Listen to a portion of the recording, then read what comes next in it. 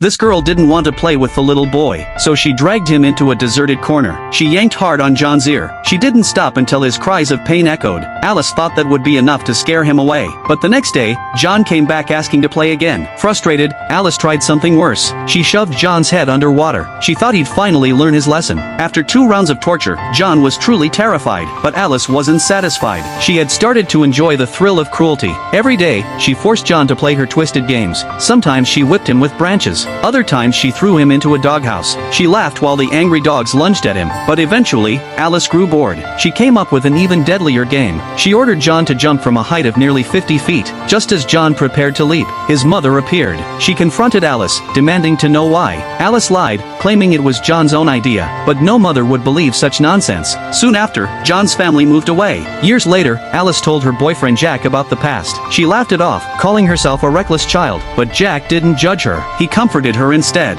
The truth was, Alice had confessed because she wanted to break up. Not long after, fate brought her face to face with John again. He was no longer the frightened boy. Now he was charming, confident, and grown. To her surprise, John held no grudge. He begged Alice to be his girlfriend. She thought she had finally found true love. They married quickly, and soon, they had a son, Mike. But then, John mysteriously vanished. At first, Alice focused on raising her child. But as Mike grew older, she noticed something chilling. He looked exactly like John did as a child. That old hunger woke inside her. Her hands twitched, itching to hurt him. One day, she gave in. She grabbed Mike's ear and pulled hard. He screamed, accusing his mom of being cruel. Hearing his cries, Alice felt that long-lost rush. And suddenly, she understood. John hadn't disappeared, he had set a trap. He wanted her to drown in guilt, to spend the rest of her life repeating the same sins. With trembling hands, Alice dressed herself in heavy makeup. She put on the same clothes she wore as a little girl, and under the cover of night, she took her son to the place that once held her darkest memories. So tell me, what do you think Alice did to her son that night?